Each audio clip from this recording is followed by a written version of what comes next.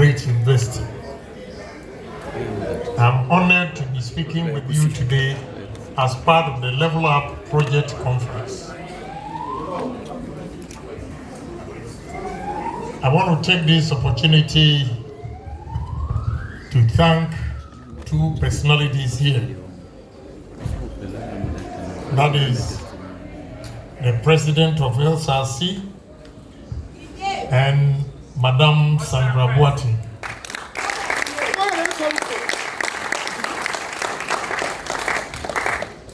I commend them for their resilience, because today I had two universities to address their conference. That was AAMUSTED and AAMUSTED. But through their persistency, I had to cancel Dakwa School of Mines.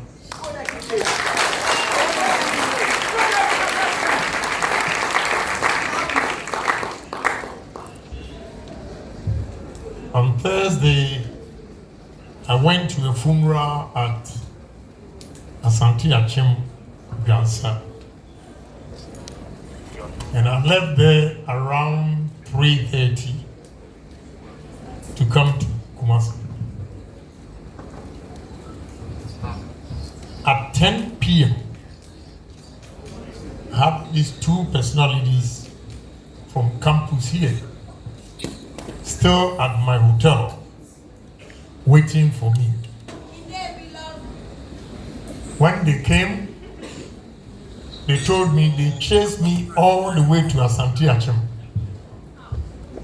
Then they waited for almost 4 hours for me to finish all my meetings. So when I invited them in and they told me the story, I said, oh gee, then I have to cancel Takwa.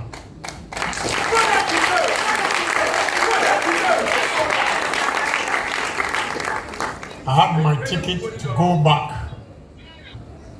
Yesterday, my flight was 9:50. So I canceled the flight to make sure I satisfy these young people.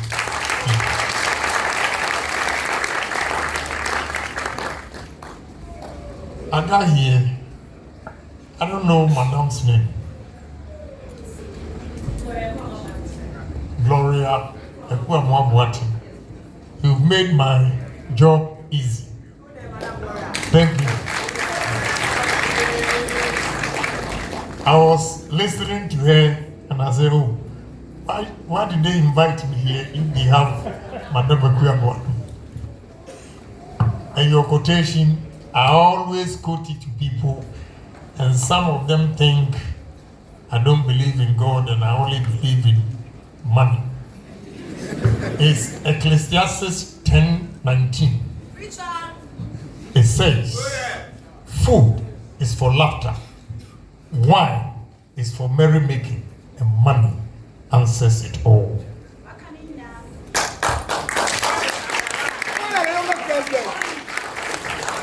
Sometimes you hear people preaching and they say that, oh, money is nothing.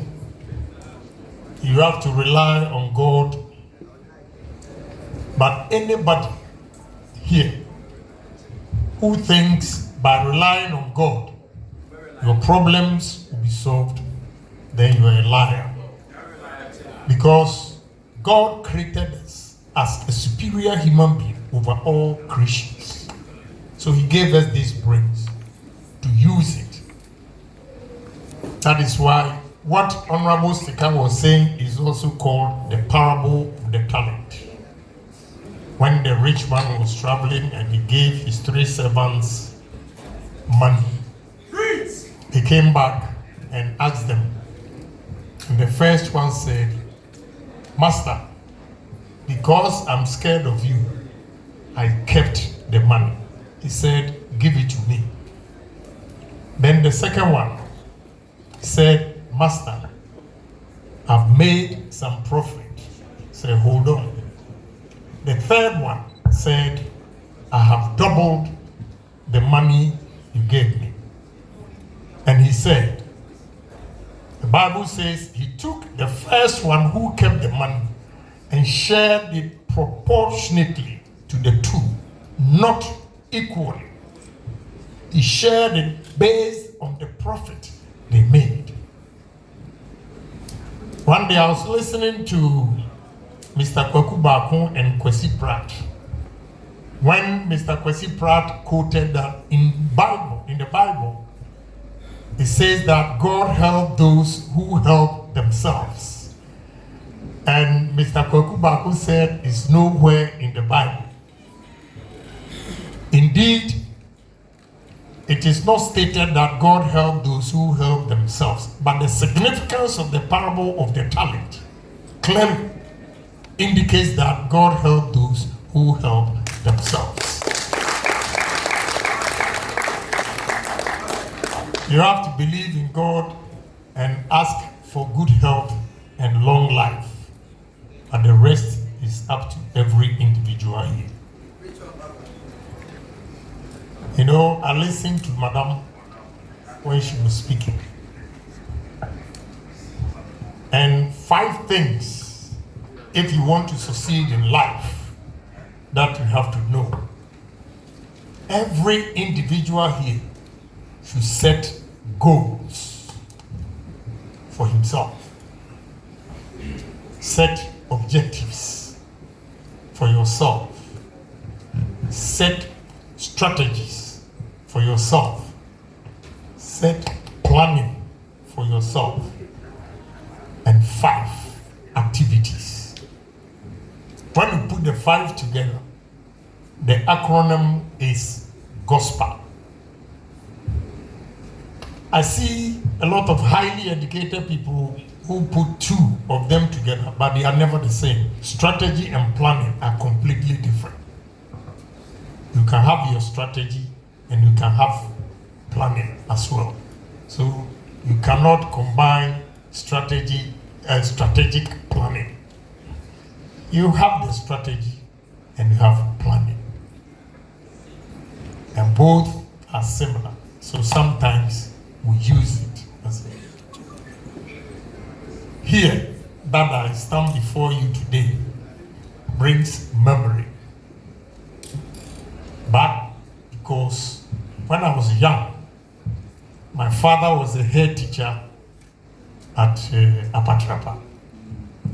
And I hear this land belongs to Apatrapa.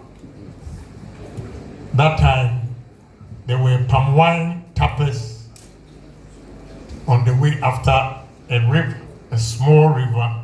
Then you see these palm wine tappers. They are still there. Wow. So I'm 65 years. In that time, I was 9 years when I was sacked to go for my school fees. And I had to walk from Bantama Racecourse, BA64, all the way to Apatrapa to tell my father that I've been sacked from Bantama Presby for not paying my school fees. Oh, the old boy. Yes. You know, from there, I was shipped back to my village at Agyapong. Shipped back because my father considered me as a wild boy. I never take no for an answer, and I was always fighting. So he shipped me back to my village, to my grandmother. So I sat the common entrance at Agyapong and went to Absado College from there. My first time at Absado College, that time from Asimfosi to Cape Coast, the Champon time, the road was so bad, very dusty. So when I got to Absado College, took my trunk from the taxi, chopbox. No one tells you by my appearance, clearly indicates that Aquano or a fool. So a senior guy came to me, looked at me. My hair was brown, the eye, everything brown. Then he asked me, "What is your name?" I said, "Kwame Agyapong." "Where are you from?" I said Asimfosu. And he asked, where is Asimfosu? Before I could say Jack, then he shouted, Efuomo, Efuomo. And we started classes. The masters will come to the classroom and every student has to introduce himself. I went to secondary school at age 16. Whereas I have a daughter who finished John Hopkins at age 17. John Hopkins University at the age 17. I went to Adsabi College at the age of 16.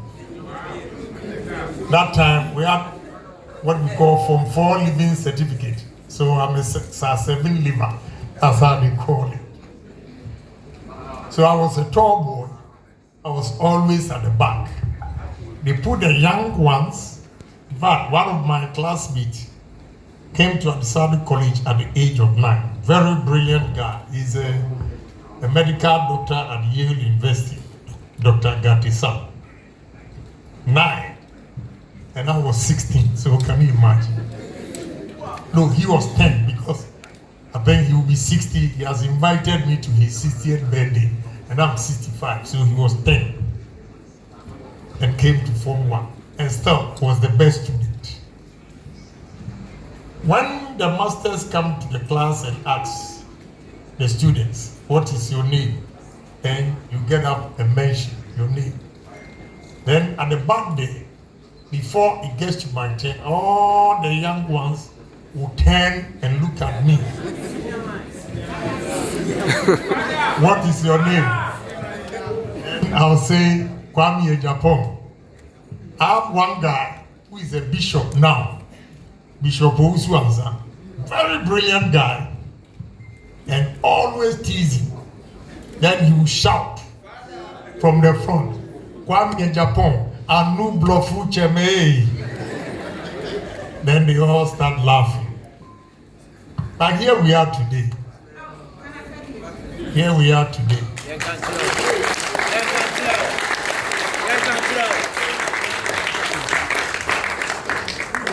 From here, my father left for Nigeria. That time they call it Agege time. So after Form 1, he never sent money to pay my school fees. And he always lied. Oh, I've sent the money through post office. It never gets to Adsabi College. So I had to hawk on the street to pay my fees. Have a board like this with some items on it. PK is a chewing gum. Tatra is a kind of blade we use. And Nazet was also a blade. Rob, we use it as an ointment. And chocolate. So I have them on the board going around the streets of Accra, and when I see you, then I'll shout, yes, PK chocolate, Tatra, Nazet, yes, Rob.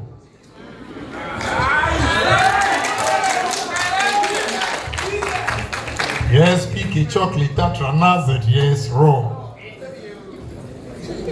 From there, I graduated, or I scaled up what I was doing and started trading.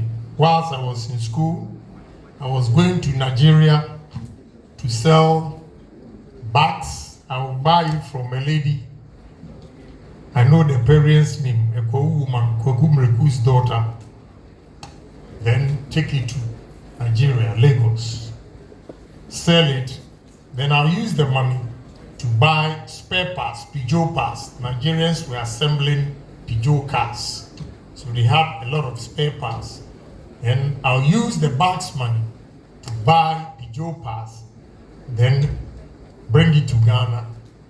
Accra, Adabraka, where there was a Nigeria Airways office. Behind it, there were Peugeot pass dealers. So when I finished 6th form at Winneba Secondary School, my last day, I was robbed in Nigeria.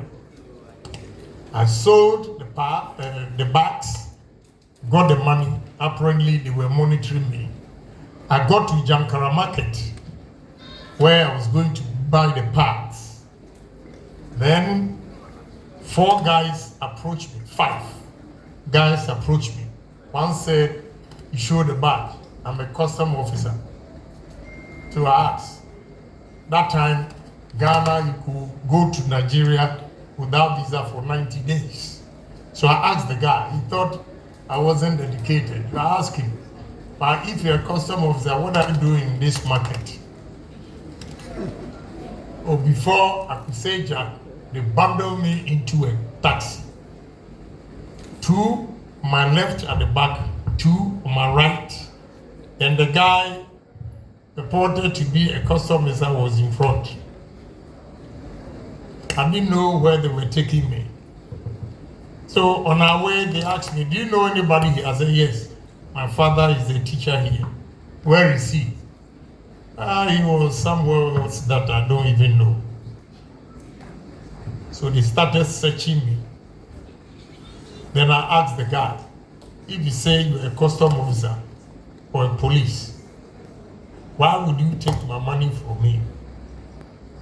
Then he said, one on my right said, "Hey, now my guy they talk him so, whoop," he gave me a slap.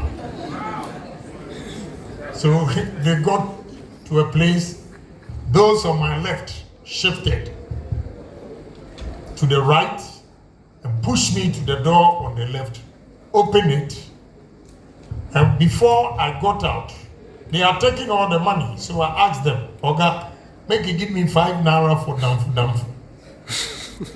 I remember this until my grave. I remember that day what the Nigerians said to me. Say, "Homo Ghana, God don't punish you. Ori oda." It means a Ghanaian, God will punish you. You are a madman for asking for my own money, 5 naira, to go and take trotro. That is what they said to me. So when they pushed me out of the car, I was searching my pocket and there was 5 naira somewhere. So I took trotro all the way to Ikeja, where the airport was.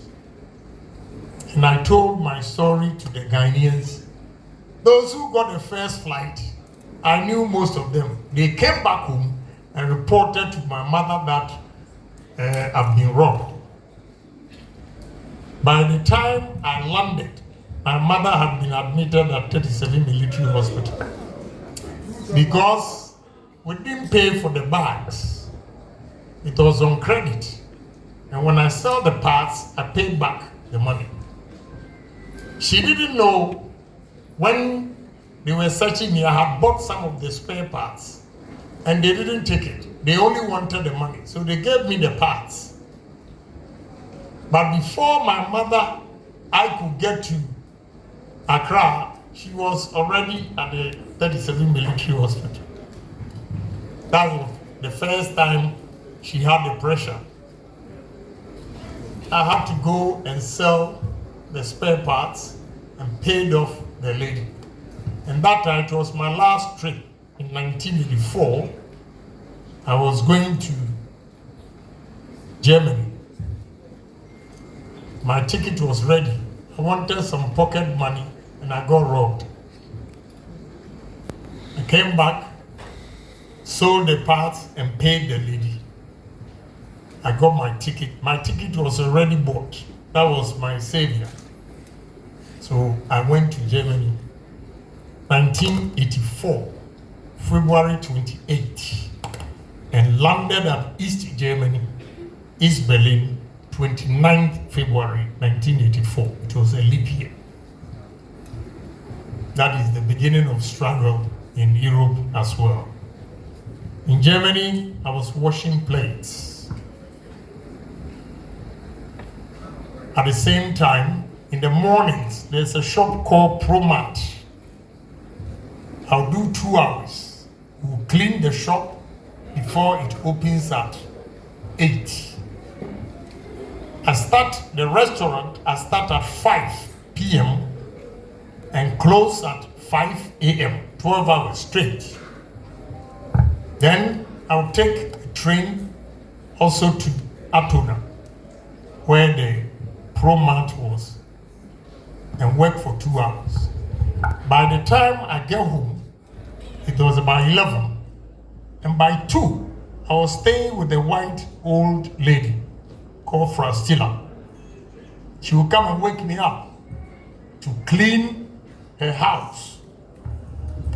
I'll be cleaning the place, but you see, it's sleepwalking, complete. I was sleeping. All she says, Kennedy, you have to work. When you go to America, you go to school and at the same time work. And it really helped me when I go to America. I got to America August 16th, 1985. I started working at Zaro Bakery. Then I got a job again at a gas station, Citgo gas station, on Webster Avenue between Tremont Avenue and Cross Bronx. Started working. And that time, I could work for 88 hours a week at the gas station and work 40 hours at the bakery. So those who have their green card and American passport or citizens were working comfortably for 8 hours. And when you come home, you see them drinking Coke 45, Old English, and all sorts of beer. They were happy. They make about $250 a week. I didn't have any papers. So I worked so many hours to get that 240 a week. I was making more than that. So my 40 hours at the bakery gave me $120. And the 88 hours at the gas station gave me 184. So I was making around 400, and that time it was a very good money. So I bought my first taxi and started driving in New York as a taxi driver. And by 7 months, I had 8 taxis.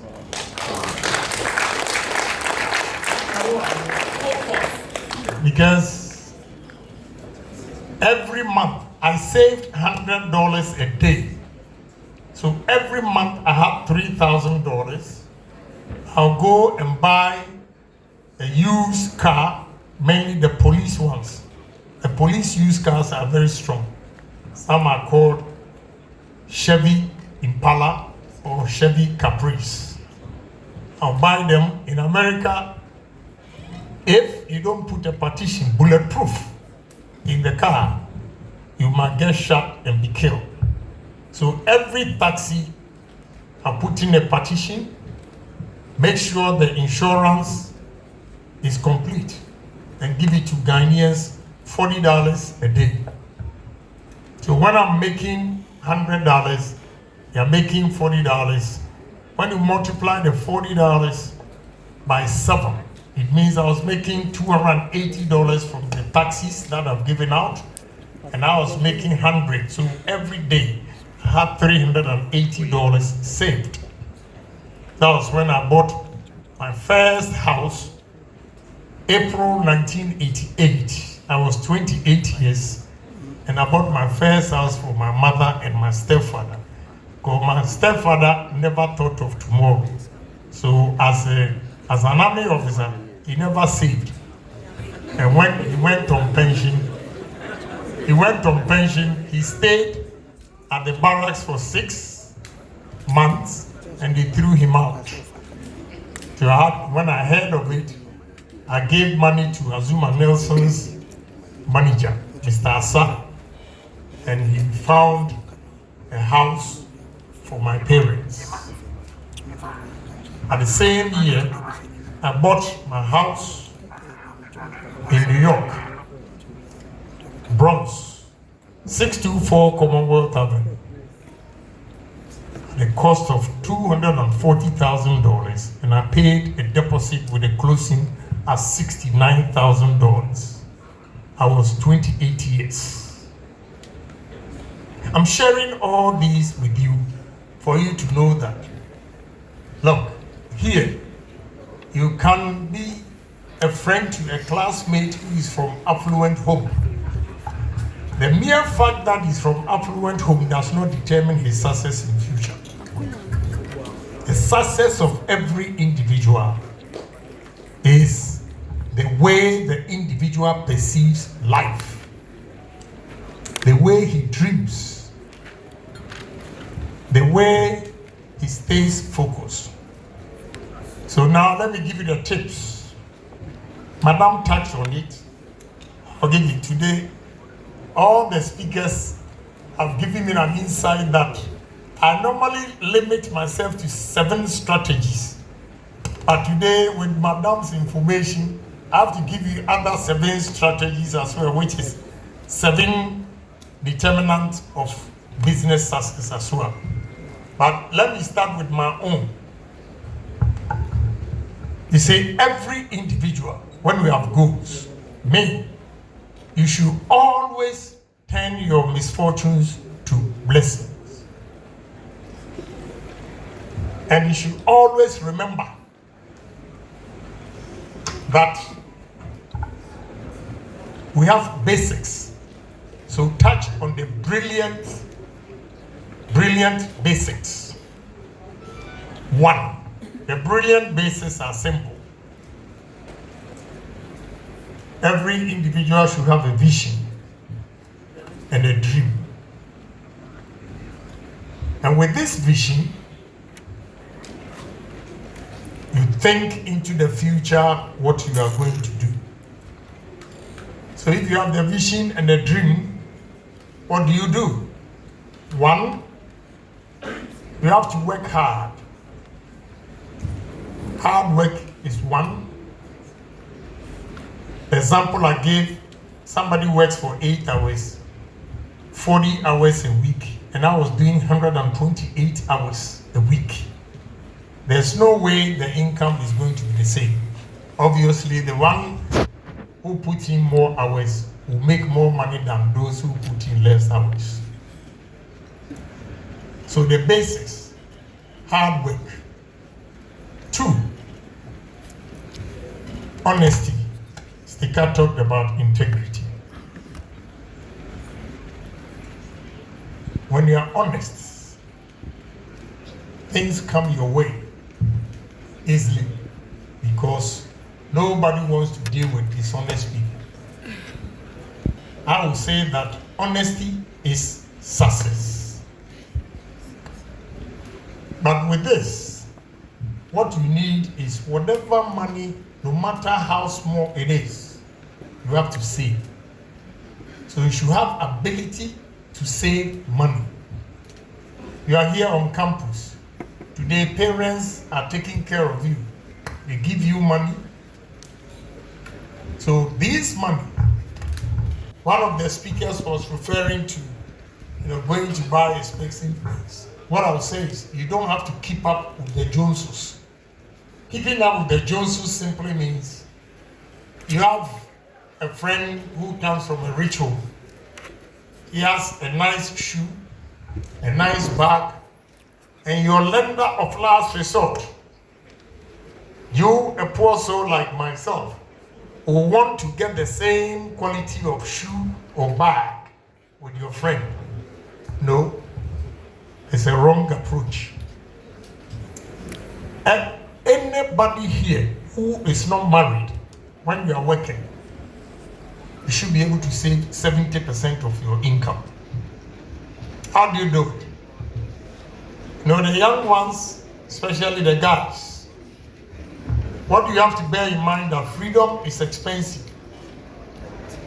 When you finish or complete college, you are in a hurry to have your freedom and leave home because you think your parents, they are too much. They don't give you the freedom. So you move. When you move, don't forget that you have to pay rent, you have to buy food, you have to pay electricity. All these things takes not less than 30% of your income. But if you stay with your parents, all these things, the mean parents in Africa here, elsewhere, they are not mean. It's the system that you have to pay rent. But here, the only thing you do is buy food and take it home. When you do that, you can save the rent of an apartment that you could have rented. You save that money. You save the electricity. You save food cost and everything. And that alone, you can save 70% of your income. It's important. No, the ladies, the same. They have new boyfriends. The parents will ask them the time you are coming back home. So they think they are a pain in the neck and they want to leave home, thinking he's going to live with a guy and the guy will take up her responsibilities. It's not true. The guy will share the bills with you. So you will still have a limited income. So it's very, very important that you learn how to save. After savings, you have to invest the money. I always say that in life, future belongs to risk takers and not security seekers.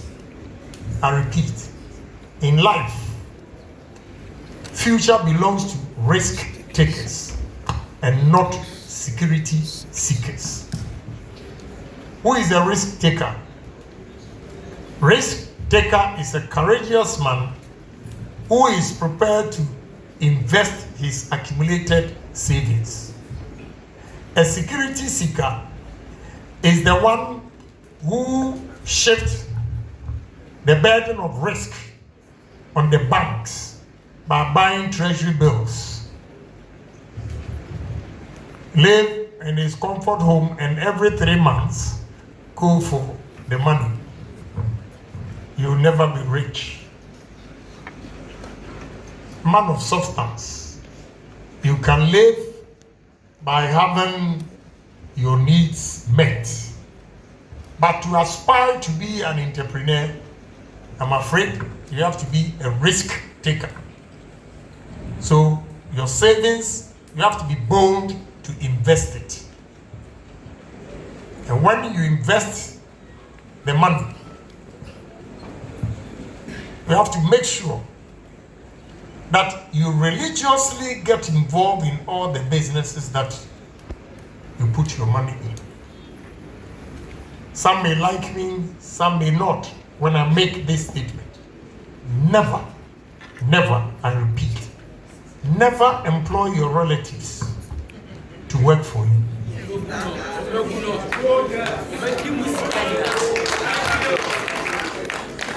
You know, this side of the world,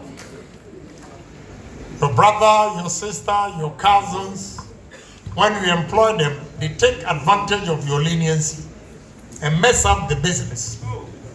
And when you fire them, you become the most unpopular person in your family. So to avoid that, build your business with people that you don't know, so that when they make mistakes, you fire them, so that your business will thrive. It's very, very important.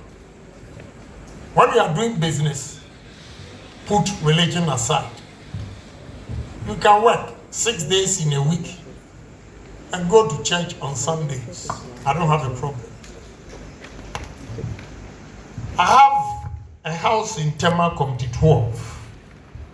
And every morning when I'm going to work, I see some ladies in the church praying, walking majestically from one end to the other, speaking in tongues.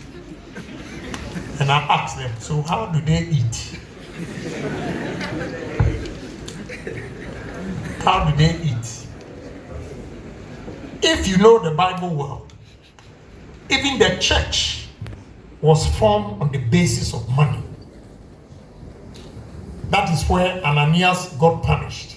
Because they asked the members to sell their properties for them to get money to build the church. And Ananias hid some of his money, and they got to know. Don't get me wrong, go to church on Sunday.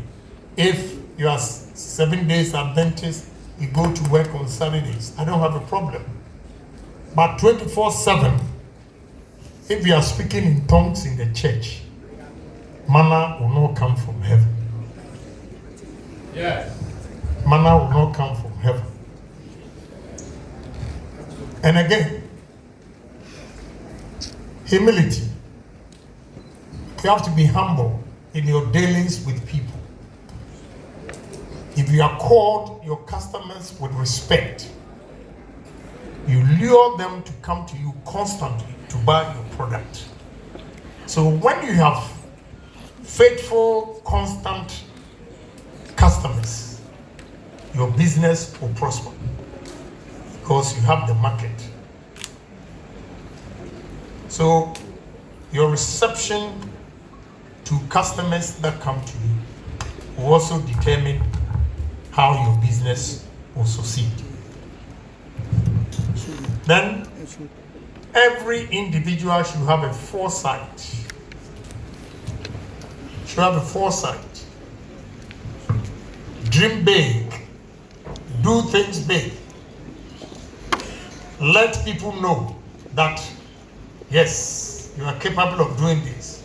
When you begin to tell friends your dreams, all they will say to you, where the Ojanenum. The moment they say Ojanenum, that should challenge you to make sure whatever you've said to them comes to pass. I said earlier on, turn your misfortunes to be blessing. And one example is, maybe I had a good head in terms of books, I don't know. Because a poor guy like that always had beautiful girlfriends. But anytime they came to my house, they left me, they were disappointed. Because one of them came to my house and my stepfather's furniture, one of them, the leg was broken and they just fixed it there. I forgot and asked her to sit. No, when she sat, then, caved in and she was exposed. I was embarrassed, but she felt I set her up because she had not seen poverty before. I apologized from Kokomlemle where I lived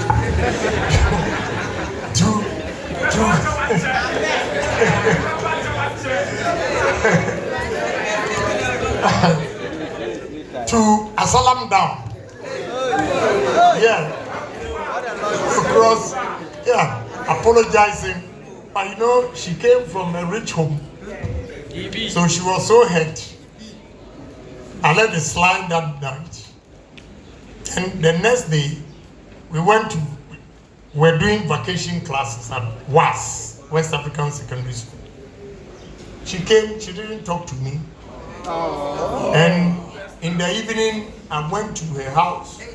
And that time, any house with a bell means it's a big house, a rich home. They have a bell, so I rang the bell. The lady came out. When she saw me, she slammed the gate. So I said to myself, one day I'll be somebody.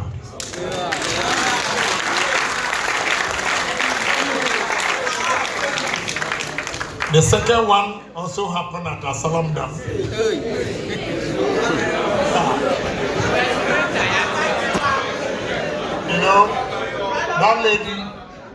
That lady was so beautiful.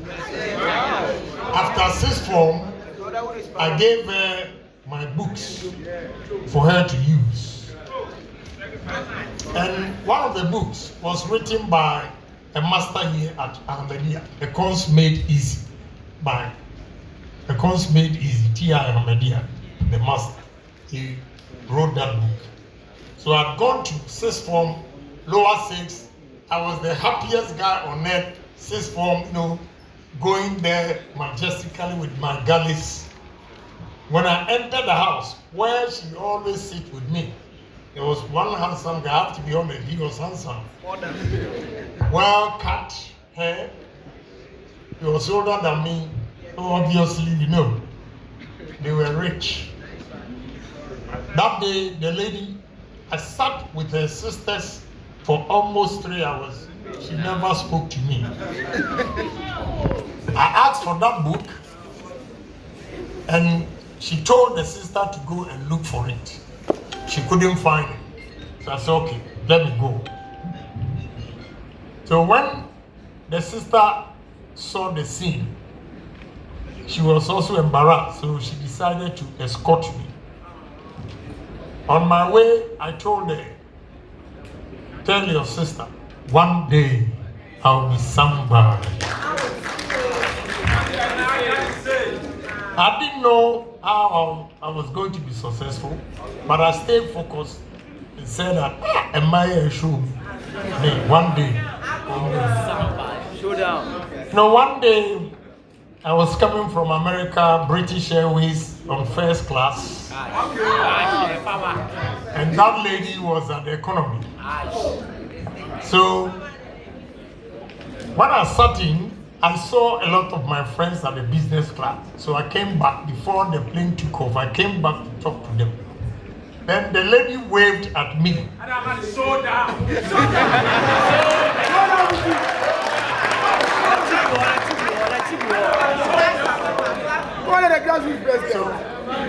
I went to her and she said, oh, I saw you. I wanted to come to where you are. And they said they will not allow me. And I said, are you a Christian? You read the Bible? You remember Lazarus and the rich man?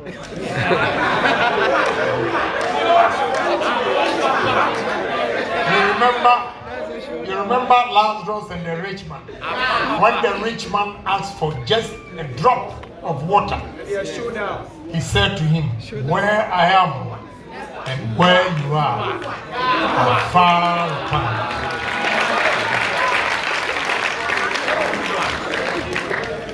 Maybe they could have allowed her if she was in business class, but economy, you cross business class and come to first class. Then I told her, Janet, I told you, one day I'll be somebody.